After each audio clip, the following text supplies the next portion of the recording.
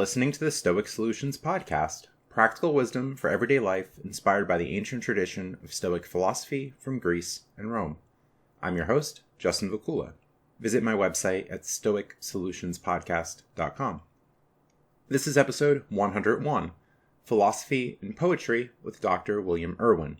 Dr. Irwin and I talk about his new books, Always Dao and Both and, Finding Parallels with Stoic Philosophy. William Irwin is the chair of philosophy at King's College in Pennsylvania. Irwin is best known for having originated the philosophy and pop culture genre of books with Seinfeld and Philosophy, 1999, Simpsons and Philosophy in 2001, and The Matrix and Philosophy in 2002, with many other books following. Find links to Dr. Irwin's books and contact information in the show notes. On with today's episode. All right, thank you for coming back on, returning to the podcast for, I think it's the third appearance now. Thanks for having me, Justin. It's a real pleasure to speak with you as always. And we're here to talk about your two new books. So can you give a short introduction to your two new books? Yeah. So during the pandemic, I was able to do something I had always wanted to do, and that is write some poetry, actually get back to writing poetry as I had when I was much younger. And I'm very fortunate that this bore fruit in two publications, two books. One is titled Both and it's published by Wisdom Work Publishing. And the other is called Always Dao, and it's published by Shanty Arts. Both collections of very short poems that hopefully blend together in a way that readers will enjoy philosophy and poetry. All right, great. And for listeners of the podcast, I'll have those links in the show notes so that hopefully listeners can buy the books afterwards. So we're going to talk about some of the poetry in the books. We'll talk about particular verses that you have and find parallels with Stoicism and, of course, bring in other traditions like you mentioned Taoism. That was a focus of one of your books. So one particular line, Stoic mind, in control of response to what's beyond control. Yeah, so that's pretty explicit, right, in terms of Stoicism, which is the focus of this podcast. And let me just backtrack a little bit before addressing that directly and say something about the combination of philosophy and poetry, right? Which the title of one of the books is Both and it's an allusion to what I'm trying to do here, and that is write poetry that is philosophical or do some philosophy that is poetic. And the two, I think, naturally go together and bring out the best in each other, right? So a little bit like peanut butter and chocolate. Why not bring the two of them together? They're both great on their own, but hopefully there's a different flavor that comes out when you combine the two. And part of the idea, too, is that they're sometimes seen as not a good combination because so much philosophy demands argumentation, and poetry is not the best vehicle for arguing. But I think that's sort of a limiting perspective on what philosophy can be and even should be. And so really what I'm trying to do in these very short poems is present philosophical ideas and in a way that can trip a switch or maybe light up a light bulb for somebody to see things in a different and philosophical way. And so the first line or couple of lines that you mentioned, all the poems, by the way, in the book or both books are quite short, and they all actually fit in a tweet. And I've been doing that. I'd love for people to buy the books and support the publishers, but I also tweet the poems on a daily basis, and people can follow me on Twitter at William Irwin 38. And so in a short tweetable poem, we can have something like the lines that you kindly started us off with, Justin, right? In control, a Stoic mind, in control of response to what's beyond control. Really, this is something that I hope will speak to people. What's beyond control is virtually everything that isn't in our minds. And these days, maybe more than usual, we're aware of how much in the world is outside of our control and really doesn't respond well to our wishes. But what we can do, if we cannot control, say, a pandemic or a political leader, is control our response to that uncontrollable event or person. And that really is the essence or the gist of Stoicism, I think, right? That you can be in control of your own mind even when the things outside of your mind are not going as you might like. Sure, that's a major focus indeed. It's how are we going to respond to the external world? What kind of thoughts are we going to have about it? How can we thrive? How can we prosper? And to be pretty close to that other line, another one that you wrote, suffering is inward. Yeah, suffering is inward. This certainly fits with Stoicism, but it also has echoes of Buddhism, perhaps even more clearly, right? Where the Buddha, first noble truth is that all life is suffering, and then goes on to suggest that there's a way out of suffering.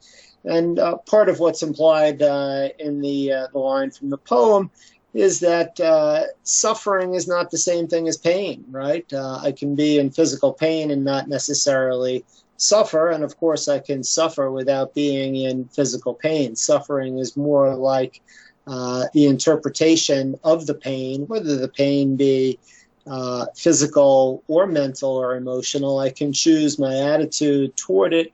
I can choose to suffer and find it unsatisfactory, or I can perhaps even transform it and use it as fuel for or motivation for some other action, or simply transcend it. Now, of course, as we know from the podcast and as we know from our study of Stoicism, easier said than done. It takes lots of practice and effort to get there. But I think it's nonetheless a worthwhile reminder that the suffering is inward and to some extent chosen or endorsed rather than enforced on us. Right. The Stoics write a lot that we can create problems for ourselves, whereas one person could respond well and see something as a minor inconvenience, another person will see it as a catastrophe. So it's really our interpretation that's going to be the most important thing. That's right. That's right. Yeah, it was at the poker tables the other day. A player was lamenting, talking about, talking to the dealer, every time you deal to me, I always lose. I lose so much with you. And the cards are just random. The dealer is not controlling what cards are coming out.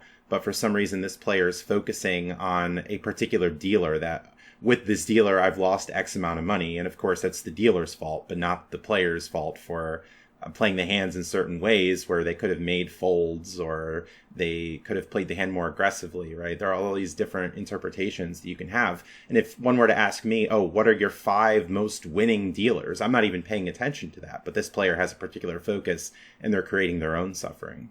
Well, that's right. And it's funny how much life is like poker and how much poker is like Stoicism, right? And we choose our attitudes towards the outcomes, which are often quite beyond our control, right? You can have a bad beat in poker. You can play a hand well and lose. You can play a hand poorly and win sometimes, and it's outside of our control.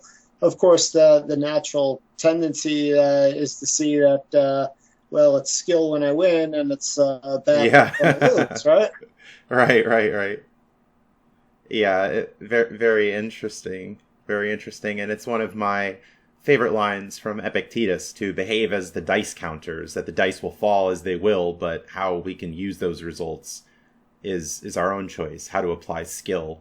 That's right. No dice, no poker in ancient Rome, but they had the dice, right? And that tells the tale just as well. Right. So it's all sorts of things of luck and chance and skill that happen in life, that happen in games. that we could use in life. It was a story that I had on July 4th of all days. I was driving back from Washington, D.C. and got rear-ended on a highway. And it turned out to be the case that the driver admitted fault, and I was able to get reimbursed by insurance and get a new vehicle. So many people would have said, oh, this is terrible, I got in an accident. But I found it as a fortunate circumstance.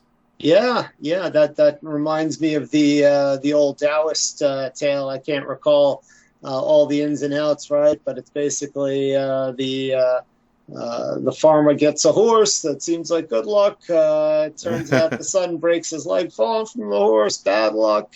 Son doesn't get drafted for the war. Good luck, right? It goes in and out and in and out, right? So at the moment, Justin, it looks like it was good fortune that you got rear-ended, but we don't know how things will play out from here. Right. So trying to find some of these parallels with philosophy and day-to-day life, I think, is really important to find measure of gratitude and not just work up that life is terrible and that there's really no hope forward when circumstances are more uncertain. That's right. Or ambiguous. And to go on to another line, you have collective effervescence of crowds causes madness among men. Yeah, so I like that phrase. It actually comes from the sociologist Emile Durkheim in talking about religion, that there is this collective effervescence. And certainly that's true in a religious crowd or any crowd, at a concert, a sporting event, etc.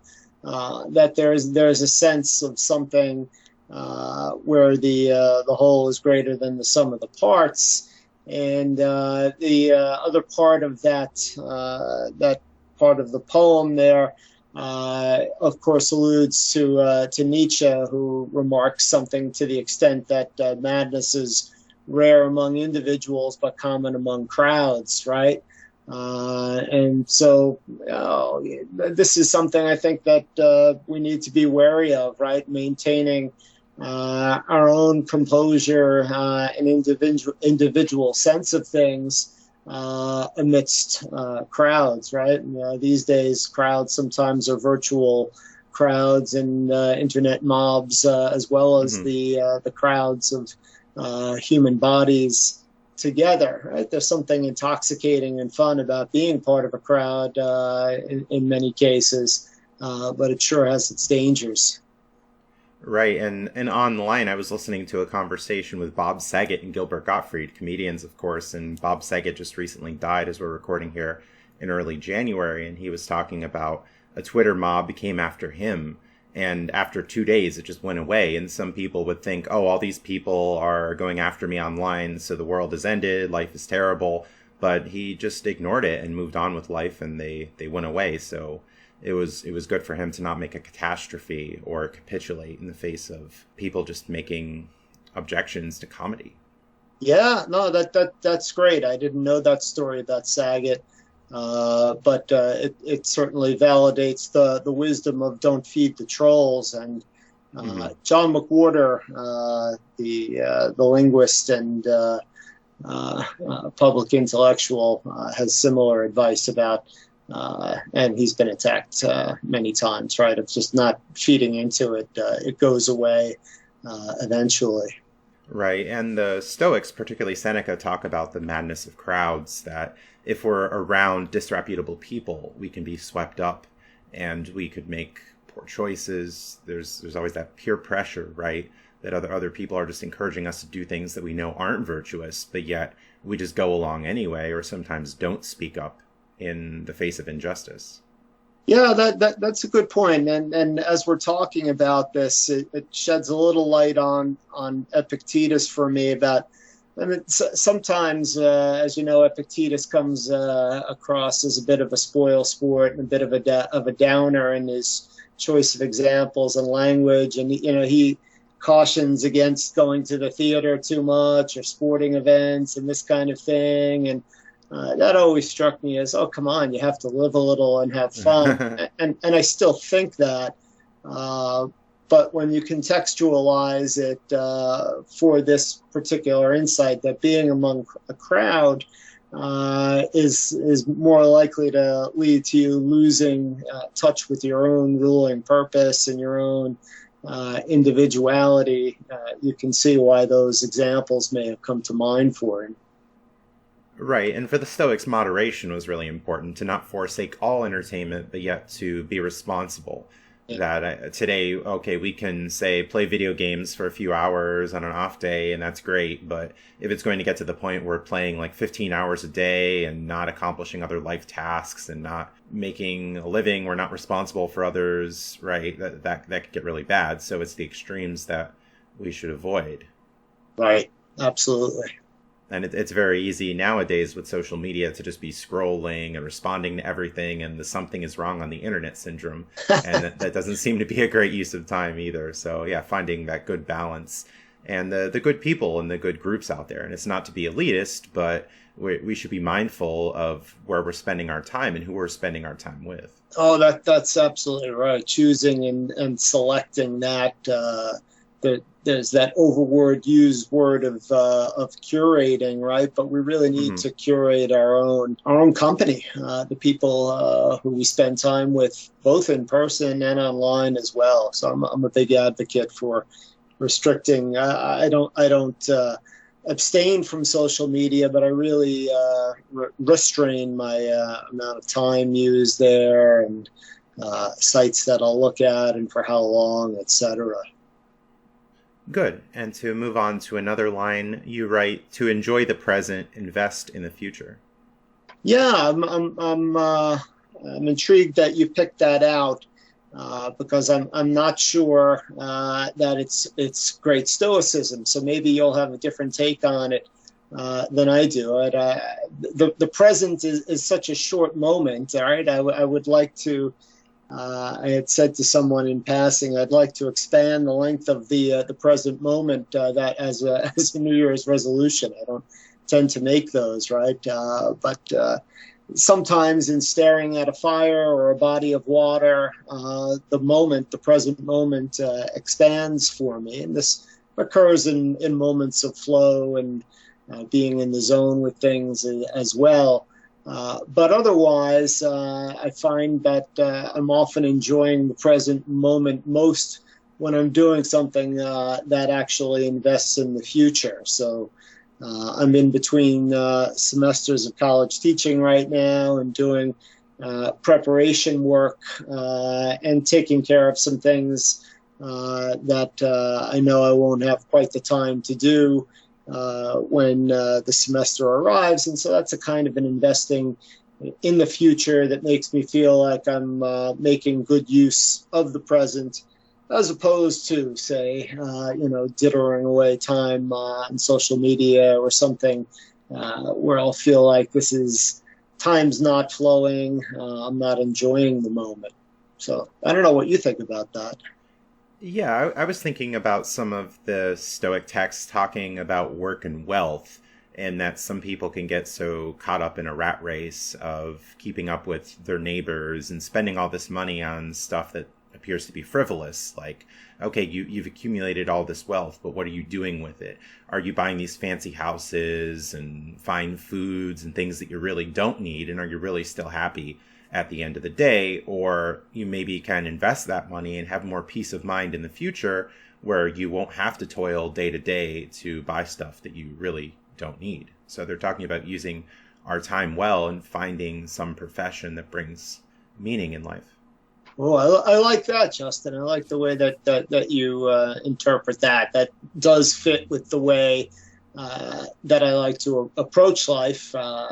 Instead of, I'm not the most hardcore minimalist, but I certainly don't have any desire for fancy cars or clothes or any of that kind of thing. I'd much rather have time. And so investing instead of in material goods, in time that I may have, whether it's this cherished time that I have now between semesters or in the summer, or also, as you suggest, in terms of literal investment of money, in my case, so that hopefully I'll have a nice long retirement at some point. All right, and to move on to another passage, Existence is given, life is chosen. Yeah, right. I mean, those could seem to be mere synonyms, right? Existence and life for a human being. But I suppose that what I'm trying to draw attention to in that line or those couple of lines is that, well, what you have sort of by default is existence, and that's the given, and some people seem content with that or don't know what to do much beyond that. But life is potentially something that we endow with meaning and purpose and really enjoyment as well. But that doesn't happen just automatically.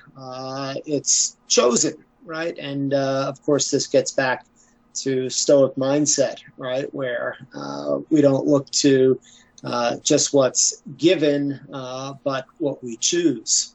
Right, and the Stoics are very open about what the life direction should be, that it's not, oh, just because your parents had a certain profession or a certain way of doing things doesn't mean that you have to do it too, that you're just thrown into this caste or profession or whatever happens to be. It's like, find what works for you, find your role in life and excel at it.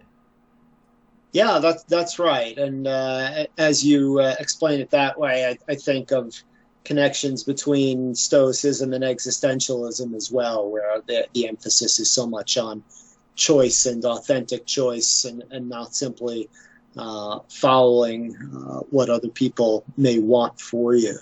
Yes, and a lot of Stoic texts is reflecting on death, saying that life is marching on, and what are you going to do with that? We don't want to be in a situation where we're in old age thinking, oh, I missed out on this, I missed out on that, or we're just putting off the things that we want to do for later in life, and maybe we just don't get that opportunity, that life could end at any time, that life is fragile. So knowing that, we should be more inspired to find meaning and do what we would like to do. That's right. Life isn't just waiting for you there somewhere off in the future. You need to choose it now, and we never know how long we have. Of course, as you were saying that, Justin, I was thinking of the Latin phrase "carpe diem," seize the day, and you would think that that's such a common phrase, everybody would know it. But I was mentioning it in class this past semester. Seize the day, and I got on several exams students writing cease the day. Kind of the opposite, right? Just give up. Yeah. Cease the day. But you have to laugh about it, otherwise you cry. Yep. Just some misunderstanding there, right? Yeah. Great. And to move on to another line, you write, "Do your duty, do your best, let fate take the rest."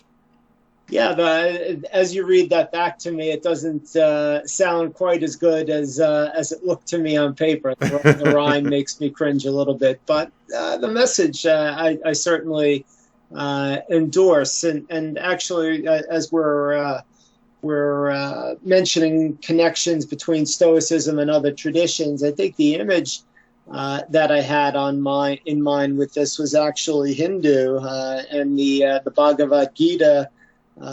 Where Krishna is telling the warrior Arjuna that he needs to do his warrior duty and go into battle. And in the phrase that I love from the Bhagavad Gita, to cast off the fruit of action, right, which is very much in line with Stoicism. You do your duty, you do it to the best of your ability, and then you let the chips fall where they may, right? You cast off the fruit of action in some way.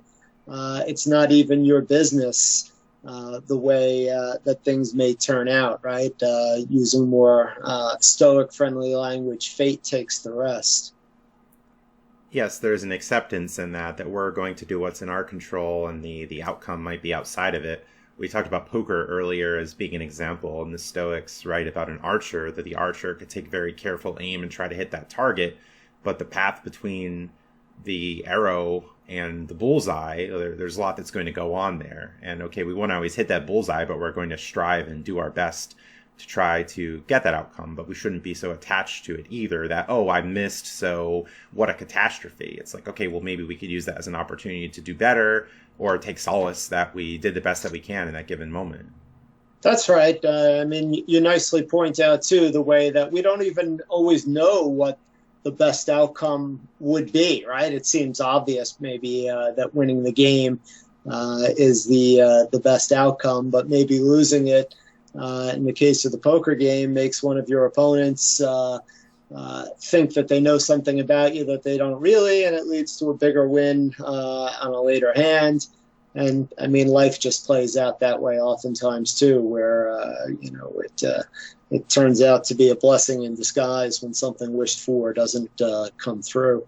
Good. And as I mentioned, there's this idea of fulfilling a role in life and trying to understand what we're good at. And it's not just one path. I know Epictetus writes about this idea that everyone should be a father, that everyone should have kids, but maybe that's not the best decision for everyone, because that's giving up opportunity in some other space.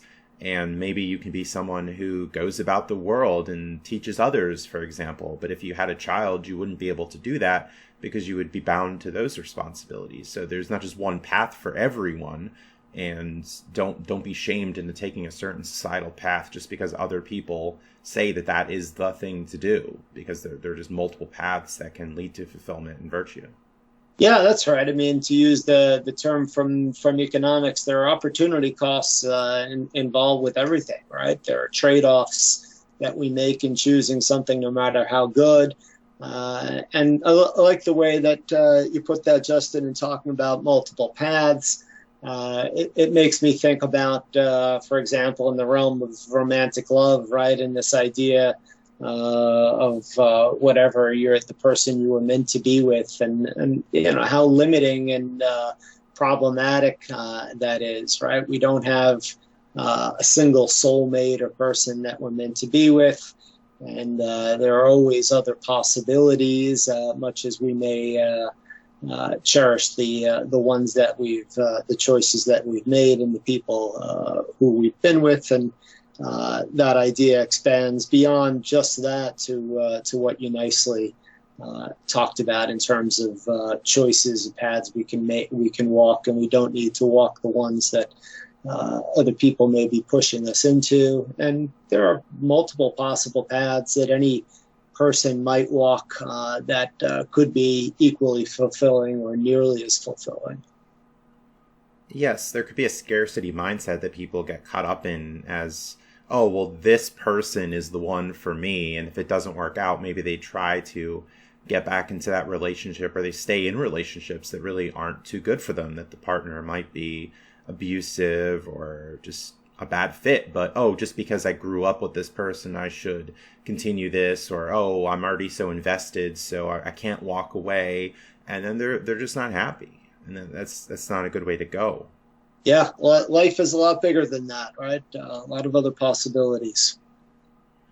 All right, and to move on to another line, you write, "A happy life is yours for the making."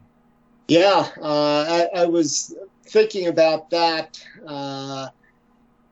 when you had mentioned you might want to talk about it, because I think I undercut the Stoicism in the poem with the subsequent line about something like a fragile heart is hers for the breaking, which may make for a rhyme and make some poetic sense, but maybe it only seems like the heart is the other person's for the breaking, right? That really the truth is that we all can get over heartbreak, and more broadly speaking, outside the realm of romantic love, it really is the truth, right? That the happy life is yours for the making. Happiness is something we make. It's not something that is given to us, or that we need particular circumstances to conspire to give us, right? It's inwardly chosen. And as Epictetus and other Stoics testify, it's possible to live a life that is happy even in the midst of the worst possible circumstances. Yes, and heartbreak, disappointment, whatever you might want to call it, it's inevitable. We're going to experience some setbacks in life, and it really helps to be prepared for those and to not give up just because there was some setback. Yes, yes.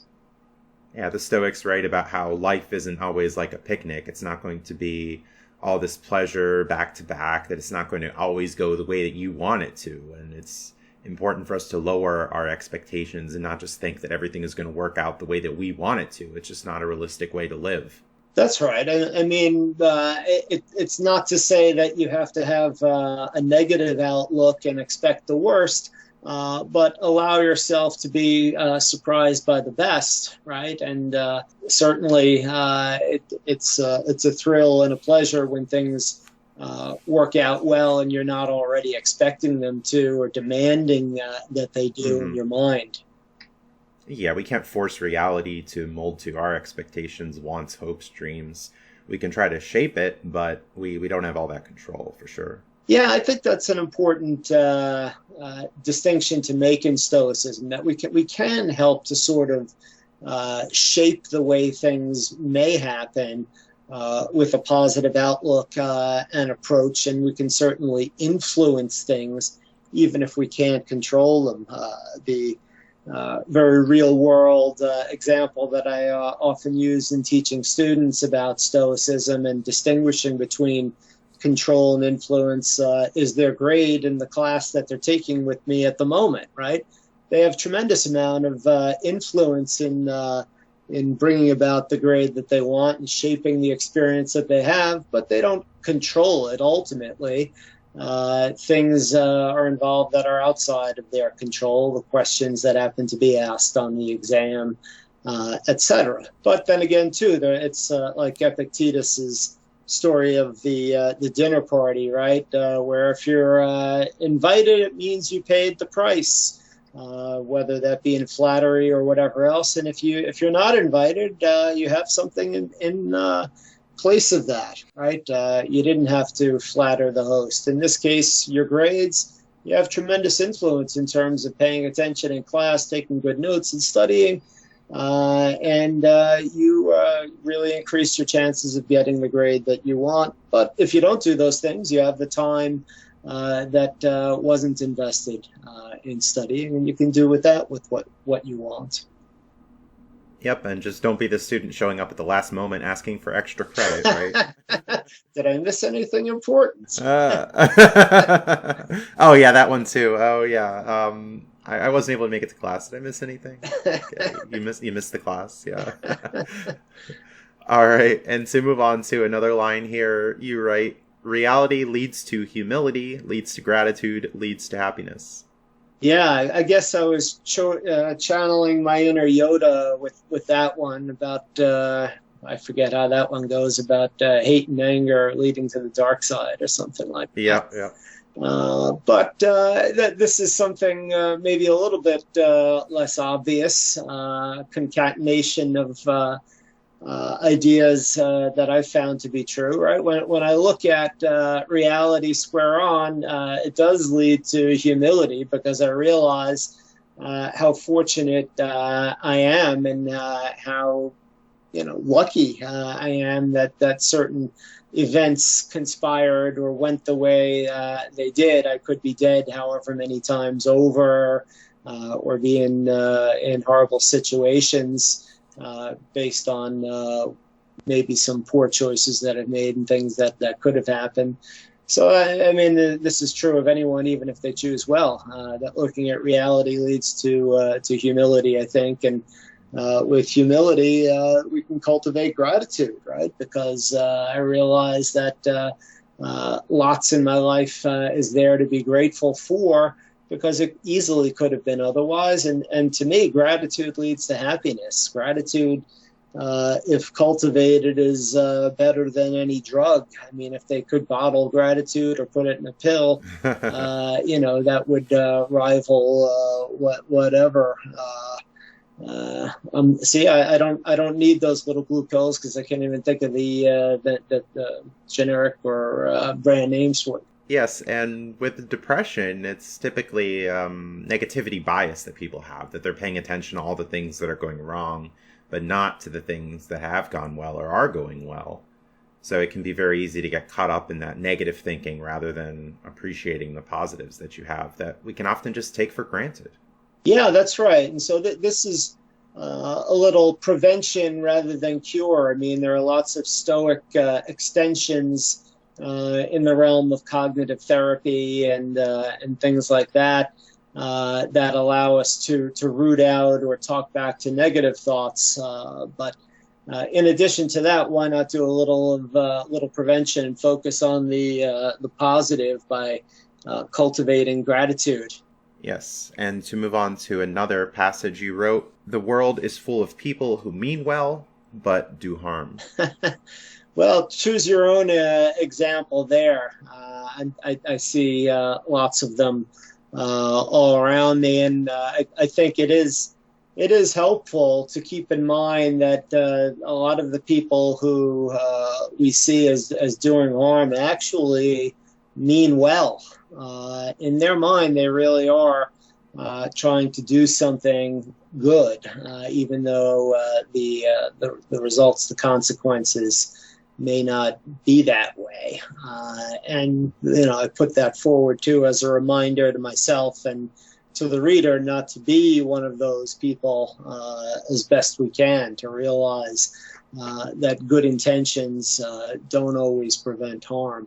Yes, I believe it's a passage from Epictetus of a man who's in the gymnasium. He's exercising, but another person accidentally bumps into him. And it wasn't that he intentionally did that, but rather that it was a mistake, and we shouldn't view the person as hostile, as an aggressor. But maybe it can be okay to just stay away from that person a little bit in the future. And that has parallels to everyday life, that we're going to cross paths with people who are going to maybe not make the best decisions, or accidents happen, and we just have to be prepared for that and hopefully brush it off and move along.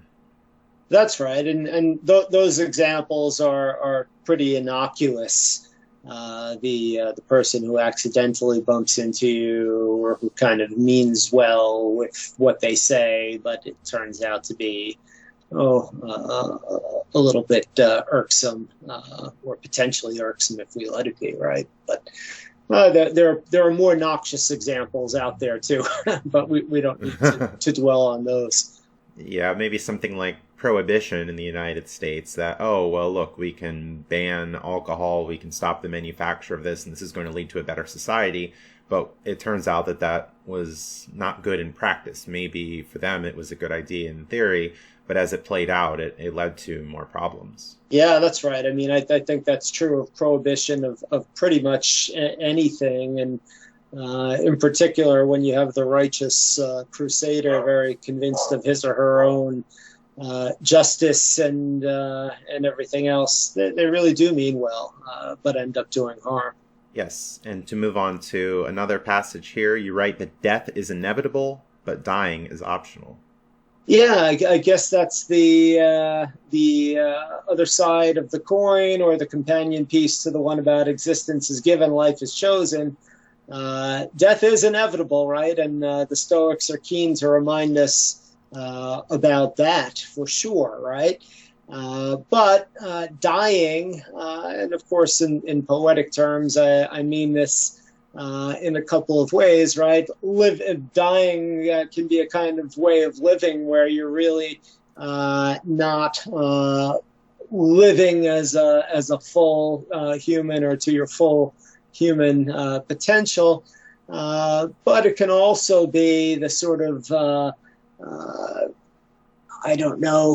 chosen attitude that you take at the end of life, whether it be in the midst of pain and suffering, or whether it be simply biding your time at the end of life, whatever it may be. And of course, to tie it into yet another issue of concern to Stoicism, it can also refer to choosing to end one's life.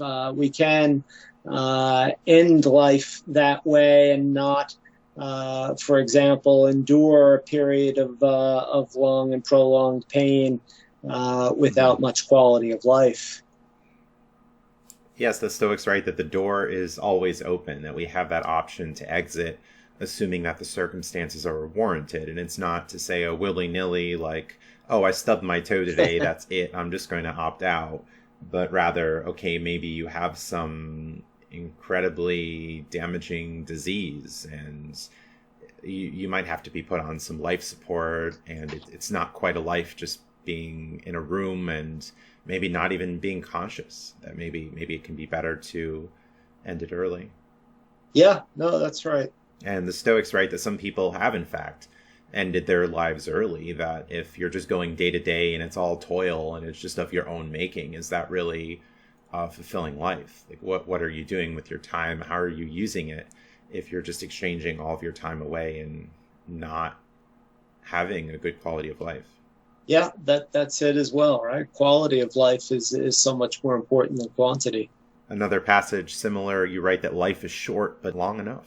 That comes toward the end of one of the books, and it says like this poem, right? Because all the poems in the book really are quite short. And I mean, this just reflects my musing on life, right? Where it's both true that it is short, right? Time flies, and we don't really have all that long, but I think in a way we have long enough.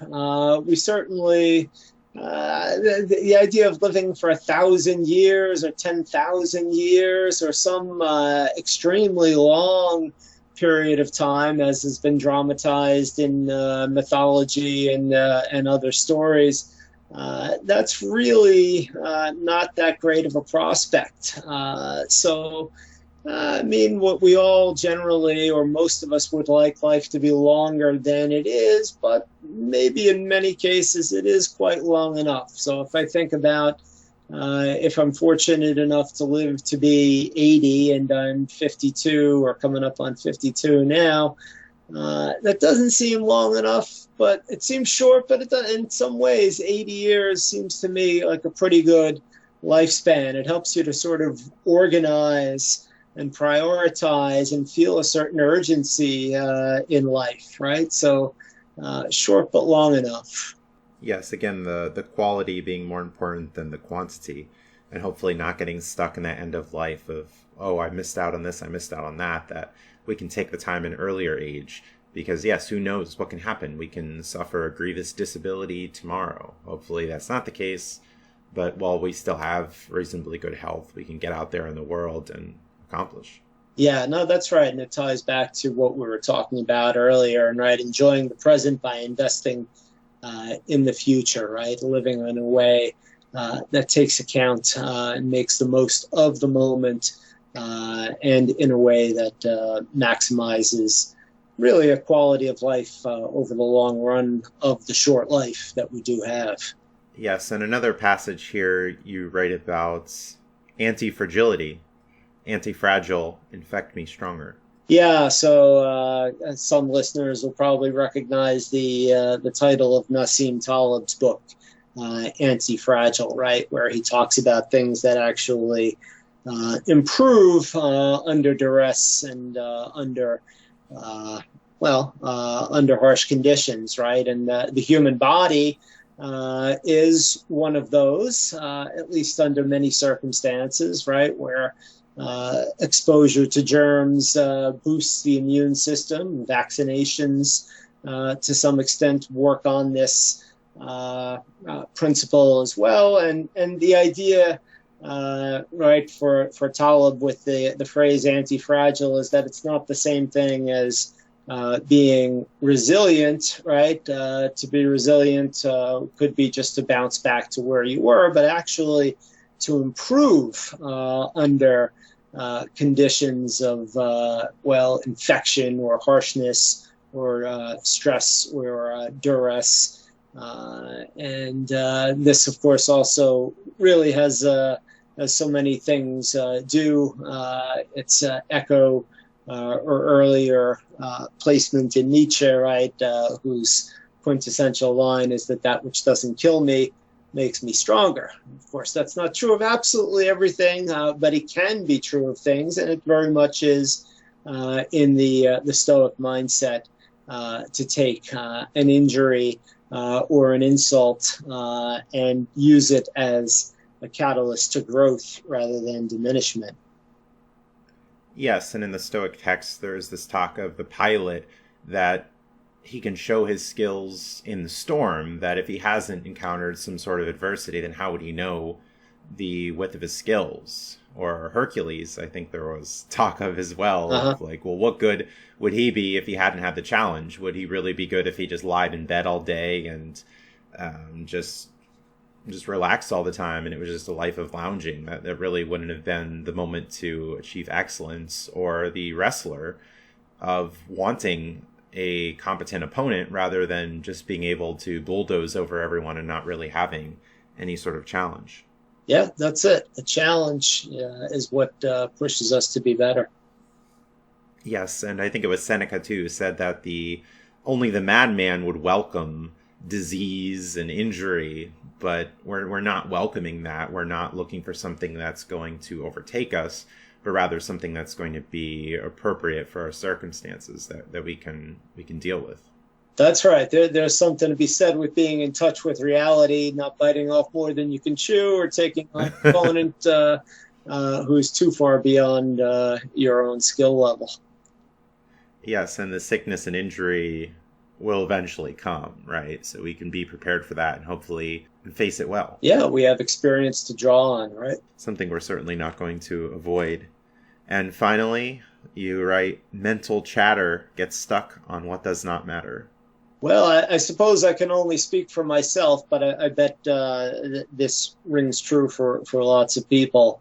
That when I let the conversation in my head go unmoderated, they get up to some crazy talk there, and a lot of it gets stuck on stuff that really does not matter. And of course, what really matters is pretty basic from a Stoic perspective. There's the book 10% Happier by, I think, Dan Harris, which is about meditation. And mental chatter, of course, gets in the head going pretty good when one is trying to meditate and clear the mind or focus on a mantra. And I don't know if you know the book, Justin, but he wanted to title it "The Voice in My Head is an Asshole." And that pretty much sums it up for me.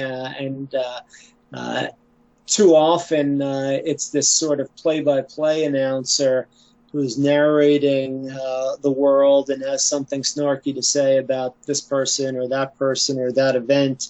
That's the mental chatter that can get stuck on the repeat loop and really is stuck on stuff that doesn't matter. Yes, we could be our own worst enemy in some cases. Yeah, well, that's it, right? It can feel fun to indulge in the mental chatter on the stuff that doesn't matter, but it's sort of like that candy bar or sugar rush that leads to a crash and maybe some extra calories that I really didn't want and don't need and would have been better off without.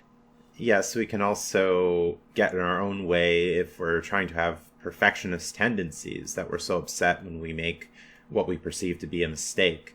And, we can't be 100% accurate. We can make a good effort at things, but we can't set standards way too high for ourselves because we're just going to make disappointment inevitable. I like that too, right? Because, as you say, right, sometimes we can say things,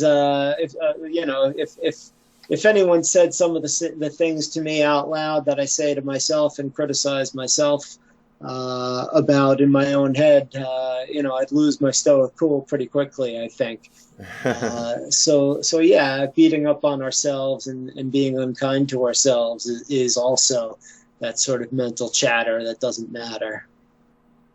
Yes, and it's coming to our own rescue in many cases because other people won't always do that. So it's having this accountability, it's having the responsibility for our own lives, and that hopefully some friends, some family, others can be around to help us, but ultimately we're always with ourselves.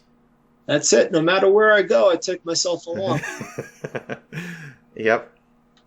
All right, that's the end of the passages that I have. Were there other passages or other themes in your book that you would like to share with listeners? Well, I think we've covered quite a lot, Justin, and I really do appreciate the chance to have this conversation with you. And it's true that I didn't set out to write poetry about Stoicism, but there are a lot of Stoic themes in the two collections of poetry that we've been discussing some passages from. And so I hope listeners who are interested in Stoicism will take a look at the books or follow me on Twitter. And I'm always glad to hear from people and discuss ideas, discuss philosophy, discuss poetry. Yes, and it's a nice thing that people can draw from all kinds of different traditions and find something that works well for them. And even in the Stoic texts, the writers say, okay, well, don't just take our word for it, that just because we say something it's true, we could find truth in other traditions as well. And over time, things will just need to be modified because we have more information. And it's certainly something with Buddhism. There's this idea of if you find the Buddha in the streets, kill him, right? That's right. That's right. Right. You don't need idols, and we're not fixed and set with some sort of dogma, but hopefully open to growth and open to change and expansion. Yes, and has writing helped you in day to day? Have you felt more on your game or more reflective? Yeah. Or more reflective after writing?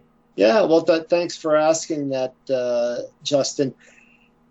I write in a journal in a reflective way on a daily basis, and that has been tremendously good for me. I've been doing that for probably 25 years. The poetry writing was something different for me and something creative, and it sort of harks back to something that you were saying before, right? About we sort of find what we're looking for. And it's funny when I set off, with the idea that I was going to write poetry and hadn't written any in, 30 years or something like that. It certainly seemed like, well, where am I going to get it from, right? But when I started with the idea, the mindset that I was going to write poetry, all of a sudden I was hearing little snippets of conversation. And ideas were coming, and I would jot things down on a Post-it note or whatever, and it all sort of came that way. So it was really a wonderful creative experience, and in its own way, a Stoic practice of finding what I look for. All right, very good. And to wrap up here, if you could again share your information, Twitter, other ways people can reach you, and how to find your books. Yeah, thanks again, Justin. So on Twitter, it's at William Irwin 38. The books, Both and by Wisdom Work Publishing and Always Dao by Shanty Arts Publishing. Probably best found in online booksellers like Amazon or whatever your preferred online bookseller might be. I'm also always glad to hear from people through email.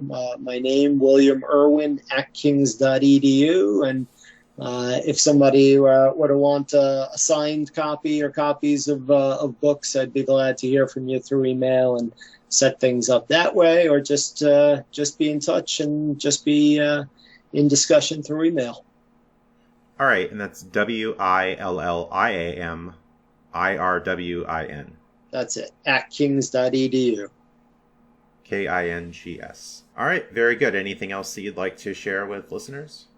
I think that's it. I just appreciate the chance to talk with you again, Justin, and good luck and thanks for your continued good work with the podcast. All right, thanks. And any upcoming projects or things that you'll be involved in? Well, this may or may not be relevant, but I have a book on Metallica coming out called The Meaning of Metallica that I'm excited about. And yeah, that'll be coming out in April. All right, and what classes are coming up for your next semester? Well, I'm teaching a lot of intro philosophy as I do, and I'll be teaching a section of Eastern philosophy. And so some of the themes that we've discussed here today, connected with Taoism and Hinduism and Buddhism, are always on offer in that class. All right, very good. Thanks for joining me today. Thanks again. Thanks for listening, and stay tuned for more content. See the show notes for more information and links surrounding topics discussed in this episode. Support my efforts through Patreon or Subscribestar, linked on my website at stoicsolutionspodcast.com. To receive special perks, including having upcoming guests answer your questions, custom-made podcast episodes, and private one-on-one calls to discuss whatever you'd like. Visit my other podcast at hurdygurdytravel.com to learn more how to make money, save money, and travel the world at next to no cost with credit card rewards, deals, and loyalty programs. Use affiliate or referral links to support me at no extra cost to you. Thanks to generous patrons and fans of this podcast who help support my work. Have a great day.